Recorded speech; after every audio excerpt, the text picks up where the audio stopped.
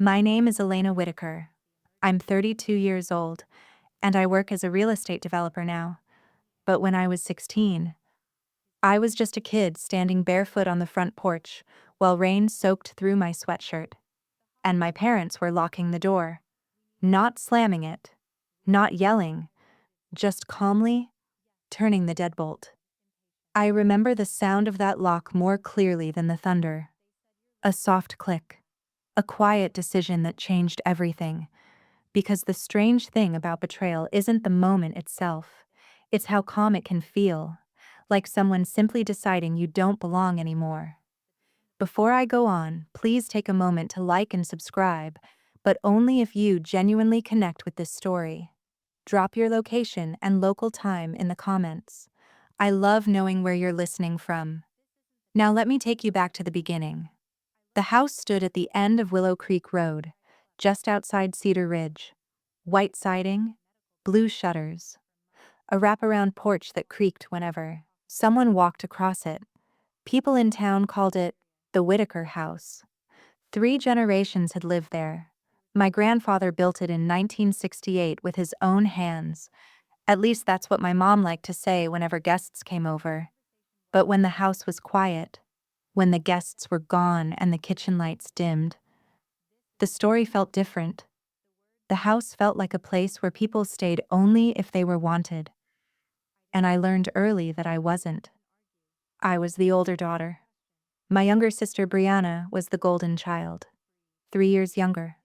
Perfect grades, perfect hair, perfect smile. My mother called her my sunshine. She called me difficult. Not rebellious, not troubled. Just difficult. Like I was a puzzle nobody wanted to solve. My father didn't argue with her. He rarely argued about anything. He just nodded. And the strange thing was, he wasn't cruel. He simply agreed with whoever spoke last, which meant my mother's version of reality slowly became the only one that mattered. If you've ever grown up in a house like that, you know something important. No one screams, no one hits. But somehow, everything still hurts. The storm that night started around 8:30 p.m., September 17th. I remember the date because it was 2 weeks after school started my junior year. Wind whipped through the maple trees. Rain came down in thick sheets that blurred the road into gray. And inside the house, the argument began. It started with something small. It always did. Brianna had gotten a B+ on a chemistry quiz. She blamed me.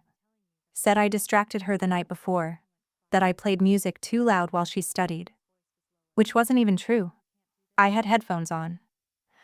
But facts didn't matter once my mother decided who the problem was. She stood in the kitchen with her arms folded. "Elena," she said quietly, "you are constantly sabotaging your sister." I laughed. Not because it was funny, because sometimes when accusations are ridiculous enough, your brain refuses to treat them seriously. That was my mistake. My mother didn't laugh. She stared at me like I had confirmed everything she believed about me. "You think this is amusing?" "No," I said, shaking my head.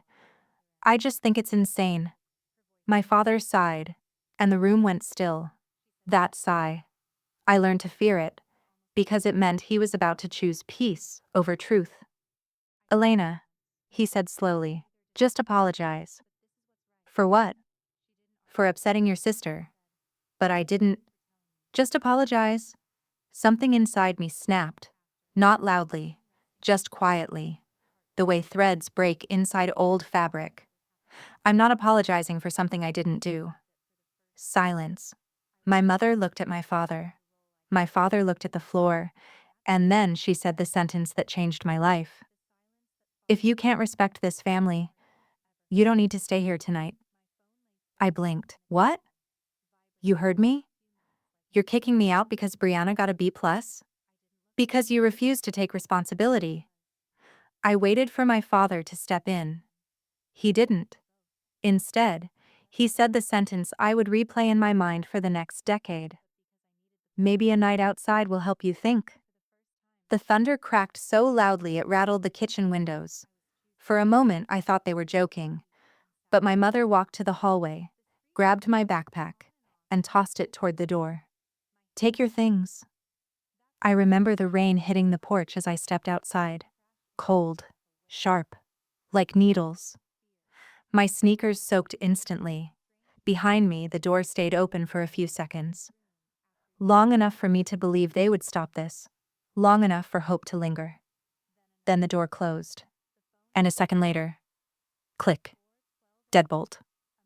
I knocked. Once. Twice. Then harder. "Mom." Nothing. "Dad." Only thunder. I stood there for a long time. Rain, dripping down my hair. The porch light flickering above me. The house glowing warm behind the windows. My house. The place I thought would always be there.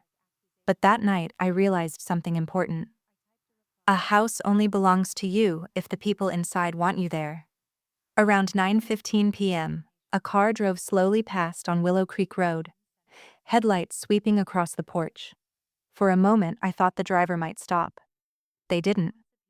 And standing there in the storm, I realized something else. I had nowhere to go. No money. No phone. No plan. Just a backpack. And a locked door. But here's the part my parents never imagined. That house. The one they locked me out of that night. Years later, it would belong to me. And one day, they would stand on that same porch, begging to come inside. But before that happened, everything had to fall apart first. Because what happened after that storm was worse than being locked out. Much worse. And if you've ever been the child a family decides to erase, you already know how the next part begins. When people hear, "My parents locked me out," they imagine a single explosive night. Like it was one argument, one storm, one bad decision. But that's not how it really works. A night like that doesn't come out of nowhere. It comes after years of small rules you didn't agree to, but still had to live under. Rules that only applied to you. Rules nobody admitted were rules. The Whitaker house had a rhythm. Breakfast at 6:45, dinner at 6 sharp. Shoes lined by the door. No loud music, no slammed cabinets, no attitude. My mother, Janice, called it structure. But it wasn't structure, it was control, wrapped in pretty words. And I learned early that the only way to survive was to become very good at reading her moods. She didn't have to raise her voice. All she had to do was pause before answering.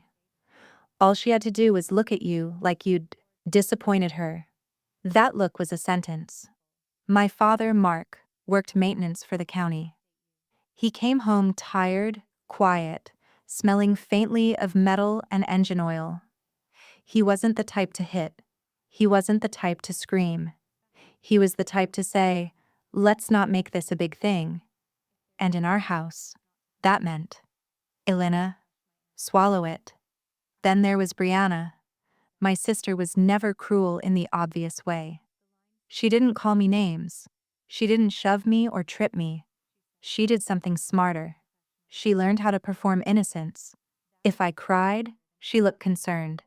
If my mother accused me, she sighed like she hated conflict.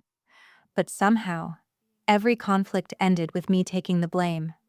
Every time. One of my earliest memories of it happened when I was 9. We were in the living room near the fireplace. My mom had bought this porcelain angel from a little shop downtown. She kept it on the mantel like it was sacred. She told us, more than once, "Don't touch it." One afternoon, while my mom was folding laundry upstairs, I heard a sharp crack. Then Brianna's voice, small and scared. "Elena?" I walked in and saw the angel on the floor. Broken wing. Shattered face. Brianna's eyes were wide like she'd seen a ghost. "What happened?" I asked. She swallowed and whispered, "I bumped it." I stared at her. "Then tell Mom." She looked at me for one long second and her whole expression shifted. Not into anger, into calculation. Then she said, softly, "She'll be so mad." "So, you did it." Brianna's lip trembled. "Please." And something in me, something older than 9, knew what she was asking. She wasn't asking for help cleaning it up. She was asking me to take it, to carry it, to become the bad one so she could stay the good one. When my mother came downstairs and saw the pieces, Brianna was already crying. And before I could speak, my mom turned to me and said, "What did you do?" I remember my mouth opening, words ready. But my father walked into the room and said, "Elena, don't lie." And that was the moment I learned something I didn't have words for yet. If a family decides you are the problem, they will rewrite reality to fit it. After that, my mother started using a phrase that followed me like a shadow. "Why can't you be more like your sister?" It didn't matter what the situation was.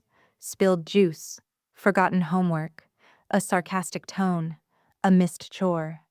It always ended the same way. Brianna was the example. I was the warning. And here's the thing. People outside our house loved my mother. In town, Janice Whitaker was so sweet. She brought casseroles to sick neighbors. She organized fundraisers. She smiled at church like she was made of kindness. But kindness in public can hide cruelty in private. Because cruelty isn't always loud. Sometimes cruelty is being calm while someone begs you to understand. By middle school, the dynamic was set. Brianna was praised for breathing. I was criticized for existing. If Brianna got an A, my mother said, "See? That's what effort looks like." If I got an A, my mother said, "Good. Don't let it go to your head." If Brianna forgot to do dishes, my mother said, "She's busy." If I forgot, my mother said, "You're selfish." At 14, I started keeping a notebook under my mattress, not a diary. I didn't write about crushes or drama. I wrote down facts, dates, what was said, what happened, because I started to feel like I was going crazy, like maybe I really was as difficult as they said. But the notebook was my proof, my anchor, a way to remind myself, no, that's not what happened. I wasn't perfect. I need to be honest about that. I got sharp. I got sarcastic. Sometimes I rolled my eyes. Sometimes I snapped back. Not because I wanted to start fights. Because when you spend your whole life being blamed, you start living like you're already guilty. You stop trying to be gentle. You stop believing gentleness will save you. And that made it easy for my mother to point at me and say, "See?" The symbolic phrase that kept playing in my head back then was something my mother used whenever she wanted to end a conversation. "In this house, we do things the right way." She said it like a final verdict, like the right way was a law of nature. But I noticed something. The right way always benefited Brianna. The right way always meant I lost. The year I turned 16, my mother started talking more about the future. Not my future, Brianna's. College brochures appeared on the kitchen counter. Schools Brianna hadn't even applied to yet. My mom would tap the paper and smile. "She's going to get out of this town." Then she'd look at me and her smile would cool. "You need to be realistic." Realistic. That word hit harder than any insult. Because it meant, don't dream too big. You don't deserve it. And yet, something was happening inside me that none of them saw. The more they tried to shrink me, the more I started quietly planning. Not revenge, not drama, just escape. I started staying later at school. I found reasons to be in the library. I applied for a part-time job at a local diner without telling them. I hid my paychecks inside a shoebox under my bed. I wasn't building a fantasy. I was building a door. Then came the week before the storm, the week that set the trap. Brianna had started high school. She was nervous. So she did what she always did. She made herself fragile in front of my mother. She's been so stressed, my mom said at dinner. She needs support. I said quietly, I'm stressed too. My mother didn't even look at me. Elena, don't make everything about you.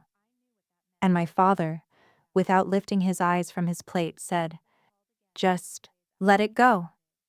Let it go. That was his favorite phrase. The phrase that allowed everything to keep happening. By the time September 17th arrived, my mother wasn't just irritated with me. She was ready. Ready to prove something. Ready to teach me a lesson. And I didn't realize it yet. But that stormy night wasn't only about a chemistry quiz. It was about my mother deciding she had reached the point where she didn't need to pretend I belonged. Because the next thing I'm going to tell you, the part that still makes my stomach tighten even now, it's what happened after the deadbolt clicked. Not just the hours after, the days after. The way they tried to make the whole town believe I did something unforgivable. And that was when I hit the lowest point of my life. So tell me, what would you have done if you were 16, soaked in a storm, and the people inside your house acted like you were a stranger? The storm didn't calm down after my parents locked the door. If anything, it got worse. The wind pushed rain sideways across the porch, and the old wooden boards creaked under my feet as if the house itself was uneasy about what had just happened. I remember hugging my backpack against my chest to keep it dry. Inside were 3 notebooks, 2 shirts, and the shoebox where I had hidden the small savings from my diner job. About $186. At 16, that felt like both everything and nothing. The porch light flickered again. For a moment, I wondered if my parents were standing inside the hallway, watching me through the small glass pane in the door. But if they were, they never opened it. At 9:30 p.m., my knocking stopped. Not because I forgave them, because I realized something that chilled me more than the rain. They weren't coming. Not tonight. Maybe not ever. And the phrase my mother loved suddenly echoed in my head again. In this house, we do things the right way. Apparently, the right way meant locking your 16-year-old daughter outside during a storm. I stepped off the porch. The gravel driveway was already flooding in shallow puddles, my sneakers squished with every step. I walked down Willow Creek Road with no real plan, just instinct pushing me forward. Street lights were rare out there. Most of the road was dark. Just wind and rain and the distant sound of thunder rolling across the hills. I tried to think logically. Where could I go? Friends' houses were miles away. My phone was on my dresser inside the house. And in Cedar Ridge, the buses stopped running after 8. I was alone. Completely. About half a mile down the road, I saw headlights approaching. A pickup truck slowed beside me. The window rolled down. It was Mrs. Hargrove, one of the neighbors who lived 2 houses away. "Elena?" she said, squinting through the rain. "What on earth are you doing out here?" For a moment, relief flooded my chest. Someone had noticed. Someone was going to help. "My parents locked me out," I said. The words sounded ridiculous even as I said them. Mrs. Hargrove frowned. "Well, I'm sure there's been a misunderstanding." I knocked for 20 minutes. Her mouth tightened. Then she said something I'll never forget. "You should probably go back and apologize." I stared at her. "I didn't do anything." She gave me the same look adults give teenagers when they assume the truth must be more complicated than what they're hearing. "Parents don't just lock their children out," she said gently. And that was the moment I realized something terrifying. My parents didn't just control the narrative inside the house, they controlled it everywhere. The truck drove away, and the rain kept falling. Around 10:10 p.m., the cold finally started sinking through my clothes. My hands were shaking. I ducked under the awning of the closed gas station at the edge of town. The fluorescent lights buzzed faintly above the windows. Inside, the store was dark. But at least the awning blocked some of the rain. I sat down on the curb, and for the first time that night, I cried. Not loud sobbing, just quiet tears.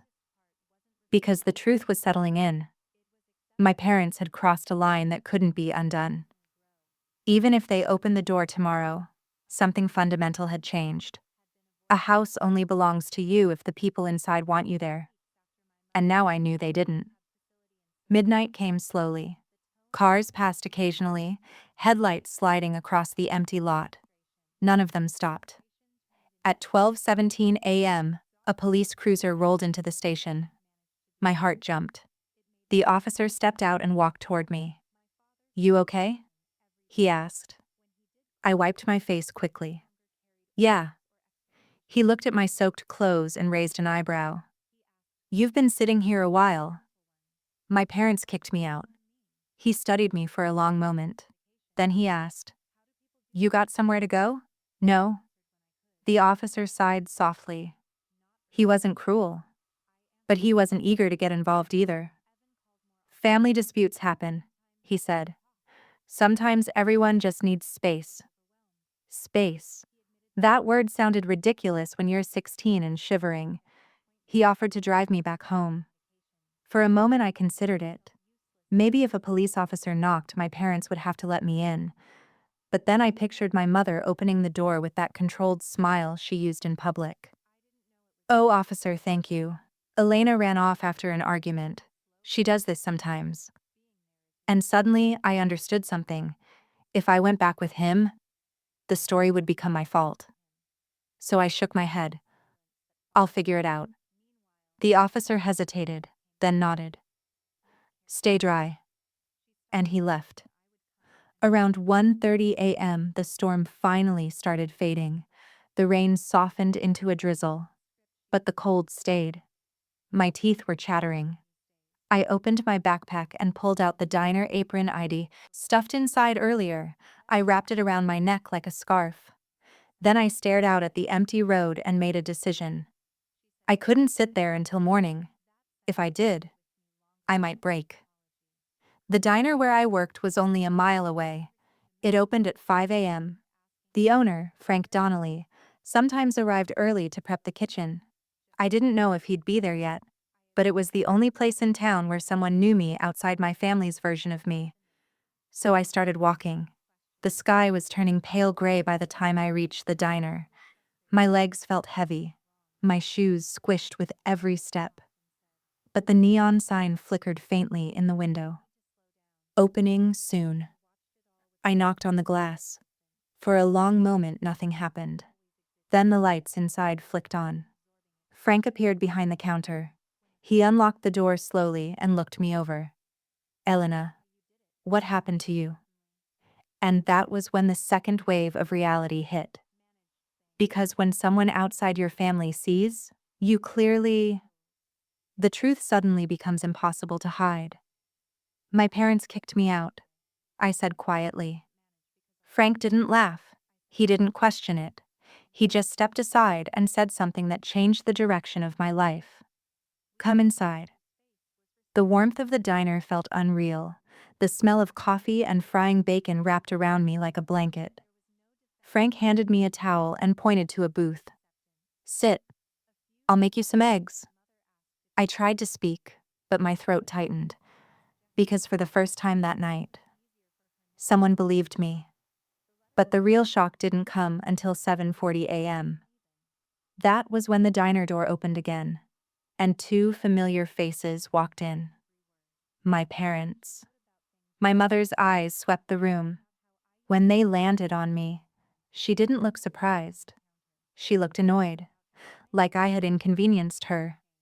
And the first thing she said wasn't relief. It wasn't concern. It was a sentence that would shape the next 10 years of my life. "Elena," she said calmly, "you need to stop embarrassing this family. If you've ever been blamed for something you didn't do, you know that moment when anger and disbelief collide." But what my mother said next? That was the real betrayal. Because in front of Frank, in front of half the morning customers, she told a story about me that would follow me for years. And I had no idea yet how much damage that story was about to cause. Tell me honestly, what would you have done if your own parent tried to rewrite reality like that? When my mother walked into the diner that morning, she looked perfectly calm. Her hair was brushed. Her coat was dry. She didn't look like someone who had locked her 16-year-old daughter outside during a storm. She looked like a concerned parent. And that's what made what happened next so dangerous. Because calm people are believable. Frank stood behind the counter, wiping his hands on a towel. He glanced between us, more confused. You folks know each other? My mother sighed softly, like she'd been carrying a heavy burden all morning. Yes, she said. This is our daughter. Then she looked at me with that familiar expression, the one that meant I had already lost the argument. Elena ran away last night, she told him. The words hit me like ice water. I stood up immediately. That's not true. My mother didn't even raise her voice. She gets dramatic when she's upset. Frank frowned. She told me you locked her out. My father shifted uncomfortably beside my mother, eyes on the floor. And that silence said everything. My mother placed a hand over her chest, like the accusation hurt her. Of course we didn't lock her out, she said quietly. She stormed out after yelling at her sister. I felt my heart racing. That's not what happened. But already I could see the shift in the room. Customers in the booths were listening, watching, trying to figure out who seemed more believable. A calm adult, or a soaked, shaking teenager. My mother turned toward me. Elena, please stop. Stop. Like I was creating the scene. Like I was the embarrassment. Then she said the sentence that rewrote the entire night. You've always struggled with anger. I stared at her. Anger? I had knocked on the door. I had begged them to open it. But now the story had changed. And suddenly I understood something terrifying. If people heard the lie often enough, it would become the truth. Frank leaned on the counter, clearly uncomfortable. Look, he said slowly. Maybe everyone just needs to talk. My mother nodded. That's exactly what we're trying to do. Then she looked at me. Elena, come home. Just like that. Like the storm. Like the locked door. Like the night on the road. None of it mattered. All I had to do was step back into the house and pretend it never happened. But something inside me had shifted during those hours outside. I couldn't walk back through that door. Because if I did, I knew the rules would only get worse. In this house, we do things the right way. And the right way meant accepting blame for things I didn't do. So I shook my head. I'm not coming back. The diner fell quiet. My father finally looked at me. Elena, he said softly, don't make this harder. Harder. Like I was the problem again. My mother sighed. Well, she said calmly, we can't force her. She turned to Frank. If she wants to act like an adult, I suppose she can start supporting herself like one. Then she picked up her purse. Come on, Mark. And just like that, they walked out. Frank stared at the door for a long moment. Then he looked back at me. You sure you don't want to go home? I shook my head. No. He studied my face carefully. You got somewhere to stay? I hesitated. No. Frank scratched the back of his neck. Well, you can't sleep in the diner. My stomach tightened. I knew that already. I just hadn't figured out what came next. Then Frank said something I didn't expect. My sister runs a boarding house over on Maple Street. He shrugged. Not fancy, but safe. Relief flooded through me so quickly it almost made me dizzy. Really? Yeah, he said. I'll call her. That was how I met Rosa Donnelly, Frank's older sister. 58 years old. Sharp eyes. No patience for nonsense. Her boarding house sat above a little laundromat. 5 small rooms upstairs. Old wallpaper, creaky stairs. But it was warm. And most importantly, It had a lock on the inside. Rosa looked me up and down when Frank brought me there that afternoon. "You're 16?" she asked. I nodded. "You got parents?" Frank answered before I could. "Complicated situation." Rosa studied me another second. Then she said something I would never forget. "You follow the rules here, you can stay." "What rules?" "Pay rent, respect the house, no lies." I swallowed. "I can do that." The rent was $90 a week, which meant my diner job suddenly became the most important thing in my life. I started working every shift Frank would give me. Before school, after school, weekends. Some nights I didn't get back to Rosa's place until almost midnight, but I kept going, because the alternative was going back to the Whitaker house, and I would rather sleep on a diner floor than walk through that door again. The town of Cedar Ridge is small. News travels fast. Within 2 weeks, everyone had heard the story. Not my story, my mother's version. That I had run away, that I had anger issues, that I was impossible to manage.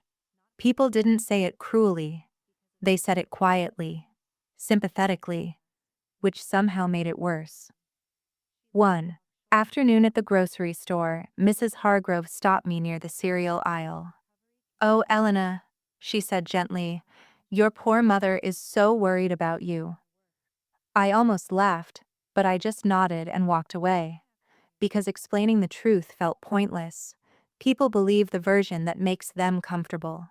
And my version required admitting something ugly about a family everyone admired. Those months were the hardest of my life, balancing school and work, paying rent, trying to pretend everything was normal. Some nights I lay in the narrow bed at Rosa's house staring at the ceiling, wondering if I had made a mistake. Wondering if maybe I should just apologize and go back. Not because I was wrong, because survival would be easier. If you've ever been in that place where dignity and safety pull in opposite directions, you know how heavy that decision feels. But Rosa noticed things. She noticed I studied at the kitchen table every night. She noticed I never missed rent. She noticed I didn't complain. One evening she set a cup of tea in front of me and said quietly, "You planning to stay in this town forever?" I shrugged. "I don't know." She nodded toward my textbooks. "You're smarter than most people here." I blinked. No one had said something like that to me in years. "Smart people build their own doors," she added. Then she walked away. That sentence stayed with me. Build your own door. So I did something that terrified me. I started planning a future that had nothing to do with my family. Scholarships, community college, jobs that paid more than minimum wage. For the first time in my life, my future wasn't something my mother got to define. But what I didn't know yet was that the Whitaker house still had a hold on my story, because 10 years later, when I walked back into Cedar Ridge for the first time since that storm, the town still believed my mother's version. They still thought I was the runaway daughter, the angry one, the difficult one. And standing in front of that same house again, I realized something shocking. The house was about to go up for sale, and my parents had no idea who the buyer was going to be. If you were in my position, would you walk away from that house forever? Or would you do exactly what I did next? The first time I left Cedar Ridge after everything happened, I didn't make a big announcement. There was no dramatic goodbye, no final confrontation, just a bus ticket, a small suitcase, and Rosa standing beside me at the station on a quiet morning in August. I had just turned 18, and for the first time in 2 years, the future didn't feel like a trap. It felt like an open road, still terrifying, but open. Rosa handed me a paper bag before I stepped onto the bus. "Food," she said. Inside were 2 sandwiches, an apple, and a folded envelope. "What's this?" I asked. "Emergency money. I can't take that." She gave me the kind of look that ended arguments instantly. "You can pay me back someday." Then she said something that stayed with me for years. "You survived a house that didn't want you. That makes you stronger than most people." I nodded, trying not to cry, because Rosa was the closest thing to family I had left. The bus pulled away from Cedar Ridge at 7:15 a.m. I watched the town disappear through the window. The gas station, the diner, the narrow road that led toward Willow Creek. And somewhere beyond those trees, the Whitaker house. The house that had once defined my entire world. I expected to feel anger leaving it behind, but what I felt instead was something quieter. Relief. My destination was Columbus, about 2 hours away. Not a huge city, but big enough that nobody knew my name. I had been accepted into a community college business program. Nothing fancy. Just a chance. A chance to start somewhere new. The first year was brutal. I worked mornings at a coffee shop, classes in the afternoon, night shifts cleaning offices downtown. Sleep happened whenever it could. Sometimes 3 hours, sometimes 5, sometimes none. But something strange happened during that time. For the first time in my life, no one was telling me who I was supposed to be. No comparisons, no accusations, no voice repeating, "Why can't you be more like your sister?" It was quiet. And in that quiet, I started discovering who I actually was. I wasn't perfect. Far from it. I made mistakes, missed deadlines, burned out more than once. But every time I almost quit, I remembered the porch, the storm, the sound of the deadbolt locking, and that symbolic phrase echoed in my head again. "In this house, we do things the right way." Back then, it meant obedience. But slowly, I gave the phrase a different meaning. The right way meant building something they couldn't take away. In my second year of college, I met someone who changed the trajectory of my life. His name was Daniel Reyes. Professor Reyes taught real estate finance. Most students took his class because it was required, but I took it because I needed a major that could lead to a real job. On the first day, he asked a question that caught everyone off guard. "Who here believes property equals power?" Half the class raised their hands. I didn't. He noticed. "Why not?" he asked me. I hesitated. Then I said quietly, "Because the people inside the house decide who has power." The room went silent. Professor Reyes studied me for a moment. Then he nodded. "Interesting answer." After class, he stopped me near the door. "You've thought about that before?" I shrugged. "Life experience." He smiled slightly. "Real estate is about more than buildings," he said. "It's about control, leverage, and timing." Then he added something that sparked an idea I couldn't shake. "Sometimes the person who loses the house today ends up owning the block tomorrow." That sentence stayed with me. The idea that property wasn't just a roof, it was strategy, opportunity, control. Over the next 2 years, I absorbed everything Professor Reyes taught. Market analysis, property valuation, investment structures.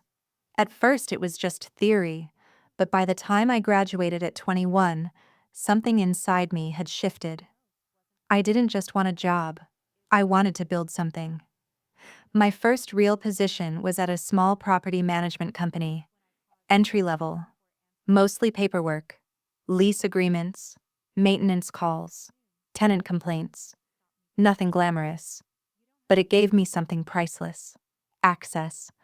I learned how buildings were bought. How they failed. How investors made money when everyone else panicked. And slowly, I started saving. Not huge amounts. Just steady progress. Years passed. Small promotions. Better positions. More responsibility. By 27, I was managing development projects. By 30, I had my own investment partnership with 2 colleagues. We specialized in distressed properties, old apartment complexes, Commercial spaces nobody wanted. Places people assumed had no future. But Professor Reyes had taught me something important. Value isn't always obvious. Sometimes it's just waiting for the right person to see it. Then one afternoon, when I was 31, something unexpected appeared in my inbox. A property listing. Nothing unusual. Just another house scheduled for sale. But the address made my chest tighten. 124 Willow Creek Road, the Whitaker House. I stared at the screen for a long time. The listing photos loaded slowly. There was the wraparound porch, the blue shutters, the maple tree in the yard. Everything looked smaller than I remembered. Older. Like time had been harder on the house than on me. Then I read the description. Estate property, motivated. Sellers. Motivated sellers. Which meant something had gone wrong. Financial trouble? Debt? Maybe worse. I leaned back in my chair. 10 years had passed since the storm, 10 years since the deadbolt clicked, and suddenly, the house that once defined my childhood was just another listing on the market, another opportunity, another investment. My business partner, Claire, noticed the way I was staring at the screen. "You know that place?" she asked. I nodded slowly. "I grew up there." She raised an eyebrow. "That complicates things." "Not really." "You want to buy it?" The question hung in the air. I thought about Rosa, about the diner, about every shift I worked just to survive.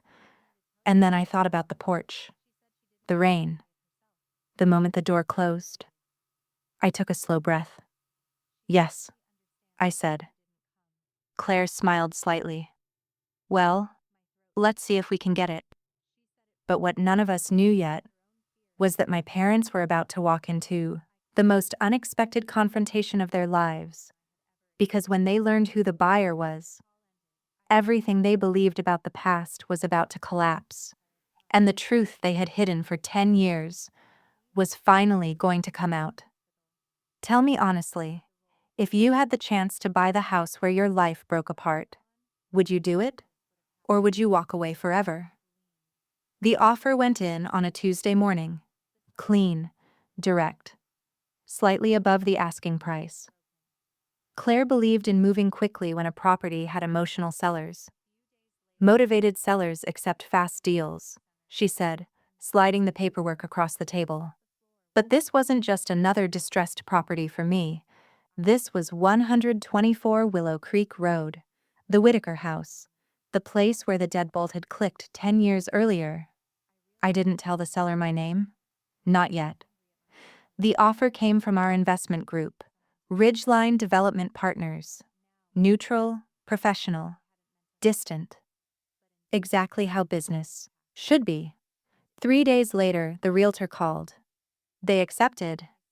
Just like that. 10 years of history, reduced to a signed document. Ownership transfer scheduled for the following week. When the call ended, I sat quietly in my office for a long time. Outside the window, Columbus traffic moved in slow afternoon patterns. Normal life. Ordinary noise. But inside my chest, something heavy was shifting. Because buying the house didn't feel like revenge. It felt like closing a circle. Claire walked in carrying 2 coffees. "Well," she said, setting one on my desk, "you officially own your childhood home." I shook my head. "Technically, the company does." She smirked. "You know what I mean." Then she leaned against the desk. "You going to Cedar Ridge for the closing?" I hesitated. "Yes." Claire studied my face. "You ready for that?" I thought about the porch again. The storm. The night I stood outside begging to be let in. Then I nodded. "I am." The closing was scheduled for Thursday morning at 10 a.m. The same small legal office downtown that had handled property deals in Cedar Ridge for decades. The town hadn't changed much. When I drove into Cedar Ridge that morning, the streets looked exactly the way I remembered. Same grocery store, same diner, same faded gas station. Time had moved forward.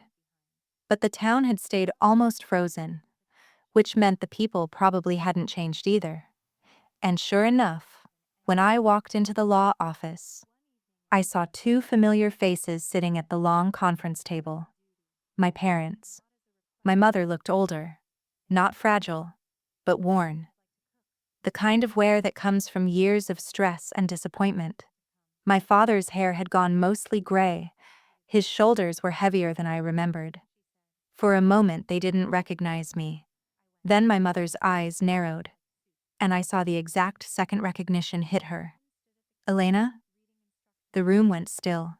The lawyer looked confused. You all know each other? No one answered immediately, because the past had just walked through the door. My father stood slowly. Elena, what are you doing here? His voice sounded cautious, like he wasn't sure which version of the story we were living in. I placed my folder on the table calmly. I'm here for the closing. My mother frowned. The closing? Yes. She looked at the lawyer, then back at me. What closing? The lawyer cleared his throat awkwardly. This is the buyer. The silence that followed felt thick enough to touch. My mother blinked. I'm sorry. What? I opened the folder and slid the documents across the table. Ridgeline Development Partners, I said evenly. That's my company. For a few seconds, neither of them spoke. It was like their brains refused to process the information, because the story they had believed for 10 years didn't include this version of me, the runaway daughter, the difficult one, the angry teenager. Those people don't usually come back owning investment firms. My father sat down slowly. You bought the house? Yes. My mother laughed nervously. That's ridiculous. The lawyer adjusted his glasses. I assure you, the paperwork is legitimate. Her eyes snapped back to me. Why would you do that? The answer was simple, but I took a moment before saying it. Because the room deserved to feel the weight of the truth. Because it was available. My mother's expression hardened. You can't just buy our house. I tilted my head slightly. You sold it. We had no choice. Most sellers don't. My father rubbed his forehead. Elena, we didn't realize. But he stopped mid-sentence. Because suddenly something else clicked in his mind. You're the one who made the offer. Yes. He looked at the table, then at the lawyer, then back at me, and his voice dropped to almost a whisper. So the house belongs to you now. I nodded once. Yes. My mother leaned back in her chair. For the first time since I had entered the room, she looked uncertain. This is petty, she said finally, buying the house just to prove a point. I shook my head calmly. This isn't about proving anything. Then what is it about? I looked at her, really looked, and suddenly the answer felt incredibly clear. It's about ownership. The lawyer slid the final documents forward. If everyone could sign here. The pens moved across the paper, ink sealing something far bigger than a property transfer. 10 years earlier, my parents had decided who belonged in that house. Now the decision had changed hands. When the paperwork finished, the lawyer stood. Well, congratulations. He handed me the keys. A small metal ring with 3 old brass keys attached. Recognized them immediately. The front door, the back door, and the garage. The same keys my parents had carried when I was a child. Now resting quietly in my hand. My mother watched the exchange. Elena, she said carefully, we still need time to move out. I met her eyes. You'll have it. Relief flickered across her face. For how long? 30 days. My father nodded gratefully. Thank you. But my mother wasn't done yet. She leaned forward slightly. You know, if you hadn't caused so many problems back then, none of this would have happened. The old narrative, still alive, still trying to rewrite history. For a moment, The room waited for my reaction, but I didn't raise my voice. I didn't argue, because power doesn't need volume. Instead, I simply stood up and said the one sentence that changed everything. Actually, there's something about that night you never understood. My mother frowned. What do you mean? I looked at the keys in my hand, then back at them. Because what happened after the storm? I said quietly, isn't the story you've been telling. And in that moment, the entire room realized something was about to surface. Something that had stayed buried for 10 years. Something that would finally expose the truth. Type karma if you believe the truth always comes out. Because what happened next was the moment the entire town of Cedar Ridge learned what really happened that night. The room stayed silent after I said that. My mother leaned back slightly, arms crossed. My father stared at the table like he was trying to remember something he'd spent years avoiding. And the lawyer looked at me with the quiet curiosity of someone who suddenly realized this wasn't just a routine property sale. Something unfinished had just walked into the room. My mother broke the silence first. What exactly are you talking about? She asked. Her tone had that same calm edge I remembered from childhood. The tone that meant she believed she still controlled the story. I didn't raise my voice. I didn't need to. Because I had spent 10 years preparing for this moment in ways she never imagined. You told everyone I ran away, I said quietly. That's what happened, she replied instantly. No, I said. That's the version you told. My father shifted uncomfortably in his chair. Elena, this isn't the place. It's exactly the place. I opened my folder again. Not the purchase documents. A different section. Inside was something simple. An old spiral notebook. The same notebook I had started when I was 14. The one I kept under my mattress. The one where I wrote down everything. Dates. Times. Words. Details. Because even back then, part of me knew I might need proof someday. My mother looked at the notebook like it was ridiculous. You kept a diary? It's not a diary, I said. It's a record. Then I flipped to a page near the middle. September 17th. The storm. Everything written in shaky handwriting from that night. The argument. The words. The sound of the lock. Even the time I stopped knocking. The lawyer leaned forward slightly. You documented the incident? Yes. My mother laughed under her breath. Oh, please. Teenagers write dramatic things all the time. Maybe. Then I pulled out something else. A thin envelope. Inside was a folded receipt. I slid it across the table. The lawyer picked it up. A gas station receipt? Yes. Timestamp, I said. 10:06 p.m., the exact time I bought a bottle of water after walking away from the house. Proof I wasn't running away. Proof I had been locked out. My father stared at the receipt, then at the notebook. Something inside his expression began to shift, like a memory he had pushed. Sometimes the truth doesn't arrive all at once. Sometimes the truth doesn't arrive all at once. It seeps in through the cracks. I wasn't finished. There's one more thing. I reached into the folder again and pulled out a small photograph. Old. Faded. Taken with a cheap phone camera. The porch of the Whitaker house. Rain falling. The front door closed. And the porch light glowing above it. The photo was time-stamped. 9:41 p.m. The lawyer looked confused. You took this that night? No, I said. My neighbor did. My mother's eyes widened slightly.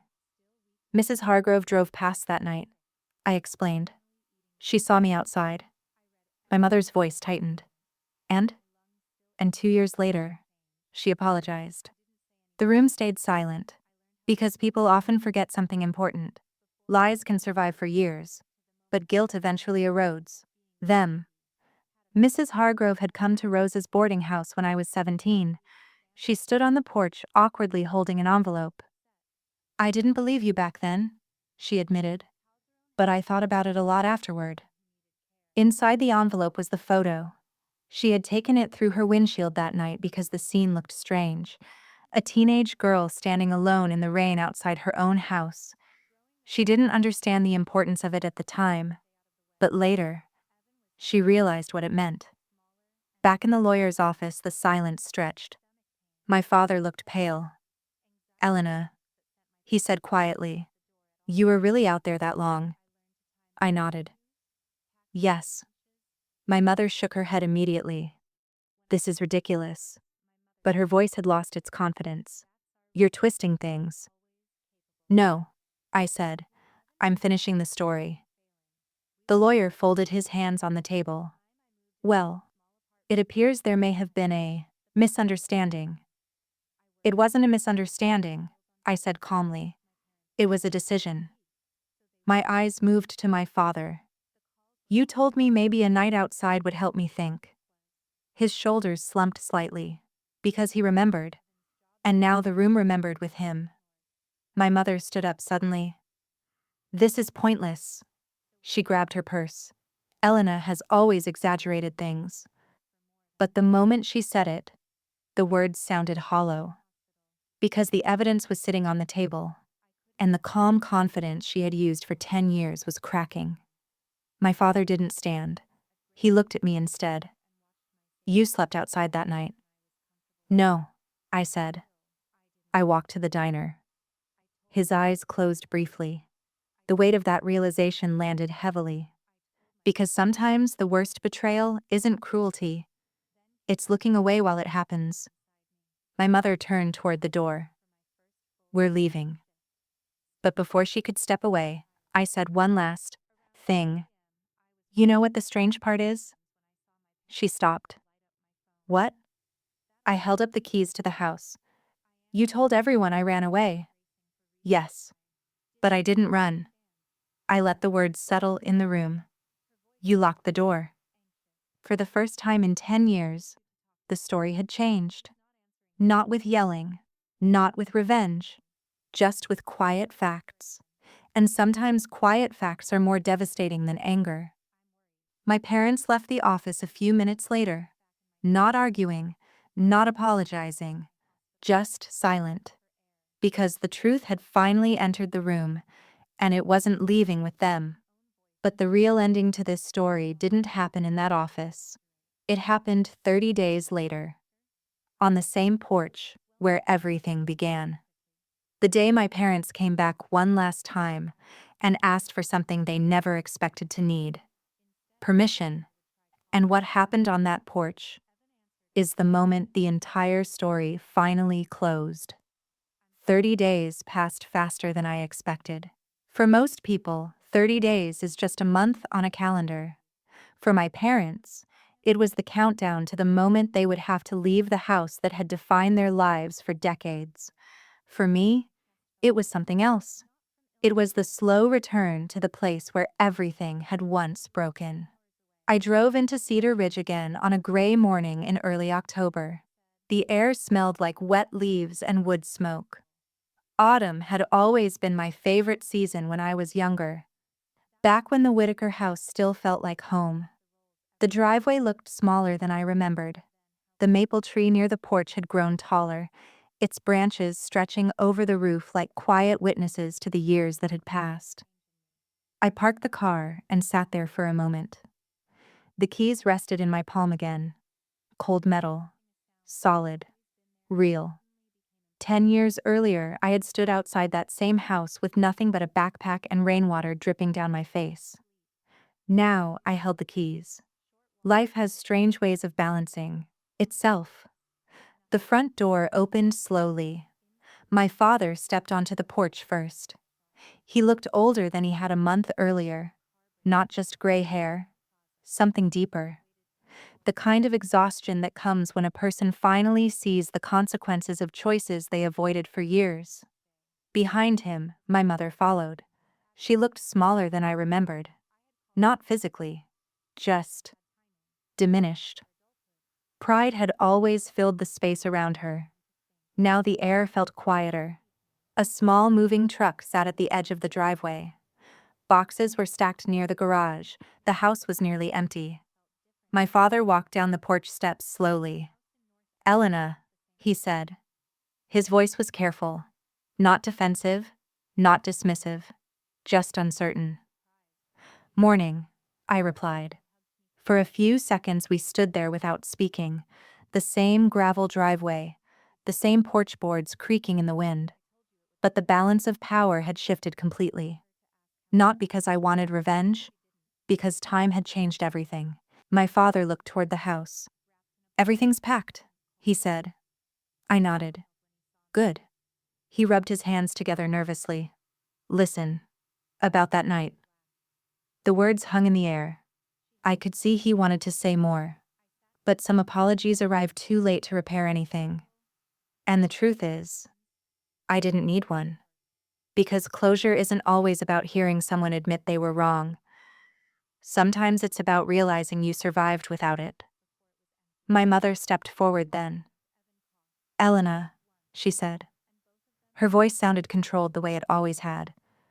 But underneath it, there was something else. Fear. "We need to talk." I tilted my head slightly. "About what?" She gestured toward the house. "You bought this place just to make a point." "No," I said calmly. "I bought it because it was a good investment." Her lips tightened. "That's hard to believe." The wind rustled the maple leaves above us. A few drifted across the porch. And suddenly the scene felt eerily similar to that night 10 years earlier. Except this time, I wasn't the one outside without options. My mother folded her arms. "We haven't found another house yet." I waited, because I already knew where this was going. She took a breath. "We were wondering if, maybe, we could stay a little longer." There it was. Not anger, not control, just a quiet request. My father looked down at the gravel. He couldn't quite meet my eyes. "I know we don't deserve it," he said, "but we're still trying to figure things out." For a moment the old memories stirred. The porch light, the rain, the deadbolt clicking behind me. And the phrase my mother used to repeat when I was growing up echoed one final time in my mind. "In this house, we do things the right way." Back then, it meant obeying her rules. But now the meaning had changed completely. I walked past them slowly and stepped onto the porch. The wood creaked under my shoes exactly the way it had when I was 16. I looked at the front door. The same lock. Then I turned back toward them. "My answer is no." My voice stayed calm, not angry, just certain. My mother's expression hardened. "You're really going to throw us out?" I shook my head gently. "No." I held up the keys. "You sold the house." Silence settled over the driveway. Because sometimes the most powerful thing you can say is simply the truth. My father nodded slowly. He understood. The circle had closed. The decision they made 10 years earlier had finally reached its ending. He placed a hand on my mother's arm. "Come on," he said quietly. "We should go." For the first time in my life, he wasn't asking me to apologize. He was accepting the consequence. They loaded the final boxes into the truck. The engine started. And just like that, the Whitaker house belonged only to the future, not the past. After they drove away, the driveway fell quiet again. The wind moved gently through the maple leaves. I stood on the porch alone for a long moment. Then I unlocked the door. The house smelled like dust and old wood. Empty rooms echoed with every step. But the strange thing was, it didn't feel like my childhood home anymore. It felt like a building. Just walls. Just space. The power it once had over my life was gone. I walked through the living room, the kitchen, the hallway where my backpack once landed on the floor. Every room looked smaller now, almost ordinary. And that's when I realized something important. The house had never been the thing that hurt me. The people inside it had been. I stepped back onto the porch again. The afternoon light filtered through the trees. And for the first time in 10 years, I felt completely at peace standing there. No anger, no bitterness, just clarity. If you've ever been pushed out of a place that was supposed to protect you, remember something important. You don't need to go back to prove your worth. Life will give you something better, a door you build yourself, and the freedom to decide who gets to walk through it. Before I close this story, I want to ask you something. If you had been standing where I stood that day, holding those keys, what would you have done? Would you have let them stay? Or would you have closed the door the way I did? And if you believe the truth always finds its way back, type karma in the comments. Because sometimes the most powerful ending isn't revenge. It's simply this: the person who was once locked out, becoming the one who holds the key. If this story meant something to you, take a moment to like the video. It really helps these stories reach people who might need to hear them.